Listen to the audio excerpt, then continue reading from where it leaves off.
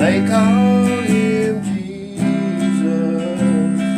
He came to love. Let's grab our basic instructions before leaving Earth, and let's see what the Creator, Father God, has in store for us today. Okay, I didn't do Daniel last night because I worked on all three of those. But we're going to get back into Daniel tonight. So we're on Daniel 8. In the 3rd year of the reign of King Belteshazzar, a vision appeared unto me, even unto me Daniel, after that which appeared unto me at the first. And I saw in a vision, and it came to pass, when I saw, that I was at Shushan in the palace, which is in the province of Elm. And I saw a vision. I was by the river of Uli. Then I lifted up my eyes, and I saw, and behold, there stood before me the river, a ram, which had 2 horns, and 2 horns were high. About one, but one was higher than the other, and the higher came up last. I saw the ram pushing westward, and northward, and southward, so that no beast might stand before him, neither was there any that could deliver out of his hand. But he did according to his will, and became great. And I was considering, behold, a he-goat came from the west on the face of the whole earth, and touched not the ground. And the goat had a noble horn between his eyes. Now, here you all want to come up with unicorns, that there's no horse that has any horns on it. And now here we got a goat with a horn on it. Right between his eyes. Now you come up with that. Alright, and he came to the ram that had 2 horns, which I had been standing before the river, and ran unto him in a fury of his power. And I saw him come close unto the ram, and he was moved with a collar against him, and smote the ram, and broke his 2 horns. And there was no power in the ram to stand before him. But he cast him down to the ground, and stamped upon him, and there was none that could deliver the ram out of his hand. Therefore the he-goat waxed very great, and when he was strong, the great horn was broken, and for it came up 4 noble ones towards the 4 winds of heaven. And out of one of them came forth a little horn, which waxed exceeding, in the road. Cat. Well, where's Cat? Okay. Let's see if we can't come back over here for a minute. And let's try to catch up on what's happening here. Okay? We'll put this right here and cover 10 up. And when I get done, we'll read 10 again. Alright, now, if we are looking at a ram. Now, a ram has those 2 horns that goes like this. And he uses the horns to fight with. So we're looking at a goat which represents the children of Cain. Okay? Now, this goat has power to do what it wants to do. So now here you come in and you got a ram. And it has 1 horn, but it knocks the horns off of the goat to and got rid of his power. And now the ram has the power with his horn. One horn. He's got one power to, the power to do. That's what horns represents, is power. Alright. Therefore, the he-goat waxed great. And when he was strong, the great horn was broken. And for it came up 4 nobles once towards the 4 winds of heaven. So now he's got, instead of 1 horn, it got broken off, and now he's got 4 horns. This makes him more powerful. This makes him with more power, because that's what horns represents, power. 1 goat. Goat or rams represents Cain's children. Okay. Alright. So now he's got 4. Okay. Alright. And it waxed great, even to the host of heaven. And it cast down some of the host of the stars to the ground, and stamped upon them. Now, like I said in my last video, stars represents the people that belong to the Creator God.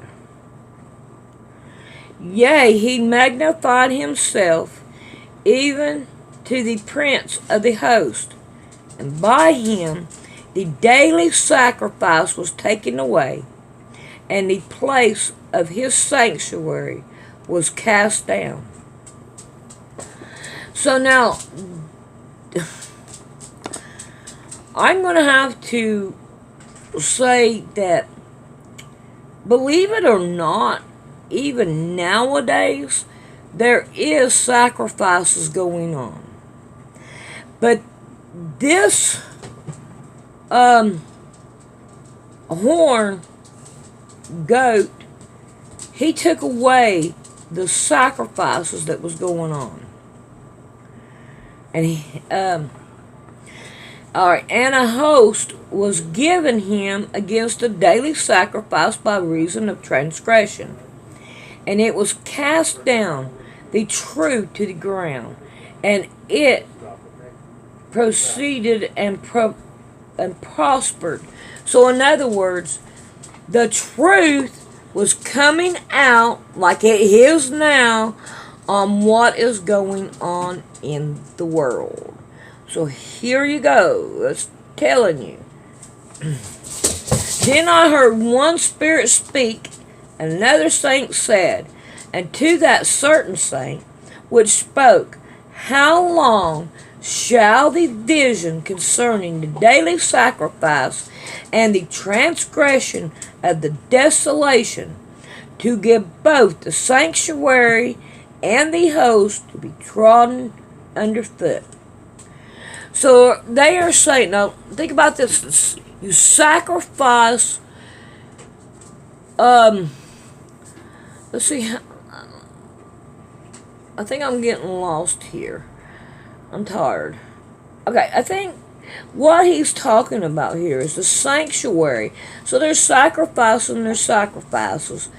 And it's going to be trodden underfoot. Forget it, it's no good. And he said unto me, unto the 2,300 days, then shall the sanctuary be cleansed. Ooh, this is talking about the regular. This is where they rebuild the sanctuary. And they are sacrificing in there. And it's going to be taken away. Okay, I got lost there. And it came to pass when I, even I, Daniel, had seen the vision and sought for the meaning, then behold, there stood before me as the appearance of a man. And as I heard a man's voice between the banks of Eula, which called and said, Gabriel, make this man to understand the vision. This is Gabriel.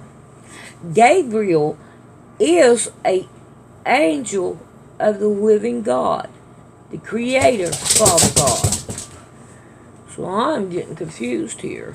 Maybe I ought not do it tonight. Maybe not. Yeah. I'm having an awful hard time. I really am having a hard time. But okay, what I'm going to do is I'm just going to finish reading, and I'm not going to do any more commenting unless I have absolutely for sure what is right for sure. Because some reason I am not concentrating on what I am looking at. Alright, here we go. I'm going to start with 17. I'm just going to read it through. So he came near where I stood, and when he came, I was afraid, and I fell upon my face. But he said unto me, Understand, O Son of Man, for at the time of the end shall the vision. Now as he was speaking with me, I was in a deep sleep on the face towards the ground. But he touched me, and set me upright. And he said, Behold, I will make thee known what shall be in the last end of the indignation. For at the time appointed the end shall be. The ram which thou sawest, having 2 horns, are the kings of the Medes and the Persians. See, I told you I was wrong. And the rough goat is the king of Giria, and the great horn that is between his eyes is the first king. Now that being broken, whereas 4 stood up for me, 4 kingdoms shall stand up out of the nation, but not in his power. And in the latter times of their kingdom, when the transgressions are come to the full, a king of furious countenance and understanding dark sentences shall stand. Now I know what this dark sentences is. This is witchcraft. I can match that today. I'm sorry, I don't mean to be this way, but it's just like some days you do and some days you don't. 24. And his power shall be mighty, but not by his own power. And he shall destroy wonderfully, and shall prosper, and per a set, and shall destroy the mighty and the holy people. And through his policies. Now here we got policy after policy, after policy. Look at your government. And he going through these policies. So here we go. Also, he shall call craft to prosper in his hands. So this is saying they do witchcraft. And he shall magnify himself in his heart, and by peace shall destroy many. Look, if you just wear your mask, well, we can have peace. And he shall also stand up against the prince of princes, but he shall be broken without hands. And the vision of the evening and the morning, which was told, is true. Wherefore shut thou up the vision, for it shall be for many days. And I, Daniel, fainted, and was sick certain days. Afterwards I rose up and did the king's business. I was astonished at the vision, but none understood it. You're not unless you're living in these days here. And that's for sure. But boy, I tell you what. I should have read before, but I don't. I don't read ahead of time. I just read it as I go.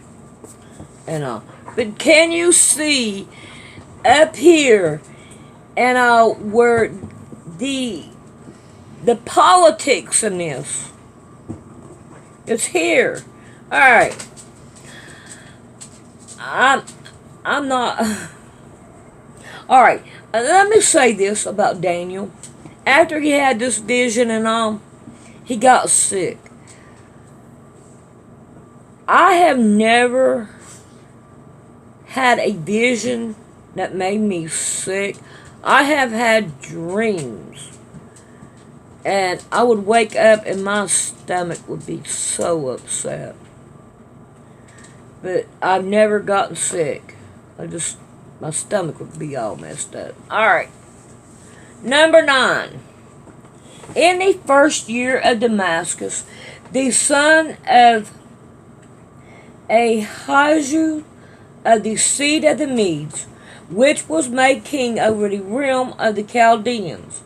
In the first year of his reign, I, Daniel, understood by books the number of years quit where the words of the Lord came to Jeremiah the prophet, that he would accomplish 70 years in the destruction of Jerusalem. And I set my face unto the Lord to seek by prayer and supplication with fasting and sackcloth and ashes. And I prayed unto the Lord my God, and made my confessions, and said, O Lord, the great and dreadful God, keeping the covenant and mercy to them that love him, and to them that keeps his commandment. I have sinned, and have committed iniquity, and have done wickedly, and have rebelled, even by departing from my precepts and from my judgments. Neither have we hearkened unto thy servant, the prophet, which spoke in thy name to our king, our princes, and our fathers, and to all the people of the land. O Lord, righteousness belongeth unto thee, but to us confessions of faces, as at this day, to the men of Judah and to the inhabitants of Jerusalem, and unto Israel that are near and that are far off through all the countries whither thou hast driven them, because of the transgressions that they have transgressed against thee. O Lord, to us belongeth confusion of face, to our king, and to our princes, and to our fathers, because we have sinned against thee. To thee, O Lord God, belongeth mercy and forgiveness, though we have rebellious against him. Neither have we obeyed the voice of the Lord our God, to walk in his laws, which he set before us by his servant the prophets. Yea, all of Israel has transgressed thy law, even by departing, that they might not obey thy voice. Therefore, the curse is purged upon us, is poured upon us. And, speaking of purges, I'm going to stop right here and I'm going to talk about that. Rick said that he knowed somebody that were driving down the road and somebody had put 18 shots in their car, and they lived to talk about it. So the Lord had the bound to be over them. But I'm going to tell you, the purge is going to be coming up. They want all the cops. This is what I've been listening to on Summit. Now, I don't know if it's going to happen around here, but we're going to be on the watch for it. I know it's happening in where? They said Pennsylvania. In Pennsylvania. They're asking for the cops in New York to call in. Yeah, the cops are going to... They're asking the cops to call in and not come to work. Okay, here we go. And the oath that is written in the law of Moses, the servant of God, because we have sinned against him, and he has confirmed his words, which he spoke against us, and against our judges that judge us, by bringing upon us a great evil. For under the whole heaven hath not been done as has been done upon Jerusalem. Alright. As it is written in the law of Moses, all his evil is come upon us. Yet make we not our prayer before the Lord our God, that we might turn from our iniquities and understand thy truth. Therefore hath the Lord watched upon the evil, and brought it upon us. For the Lord our God is righteous in all his works which he doeth, for we obeyed not his voice. And now, O Lord our God, that hast brought thy people forth out of the land of Egypt with a mighty hand, and hast gotten thee renown as at this day, we have sinned, we have done wickedly. O Lord, according to all thy righteousness, I beseech thee, let thy anger and thy fury be turned away from thy city, Jerusalem, thy holy mountain, because for our sins and for our iniquities of our father, Jerusalem and thy people are became a reproach to all that are about us. And I have to say that is going on today as well. Now therefore, O our God, hear the prayer of thy servant and his supplications, and cause thy face to shine upon thy sanctuary that is desolate, for the Lord's sake. O my God, incline thy ear and hear, open thy eyes and behold our destruction, and the city which is called by thy name. For we do not present our supplications before thee for our righteousness, but for thy great mercy. O Lord, hear. O Lord, forgive. O Lord, hearken and do. Differ not for thine own sake, O my God, for thy city and thy people are called by thy name. And while I was speaking and praying and confessing my sins and the sins of my people Israel, and proceeding my supplications before the Lord my God for the holy mountain of my God.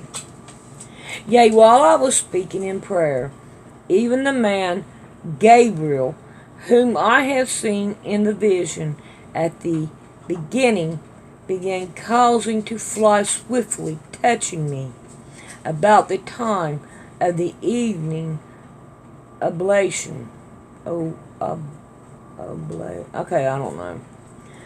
And he informed me and talked with me and said, O Daniel, I am now come forth to give thee skill and understanding.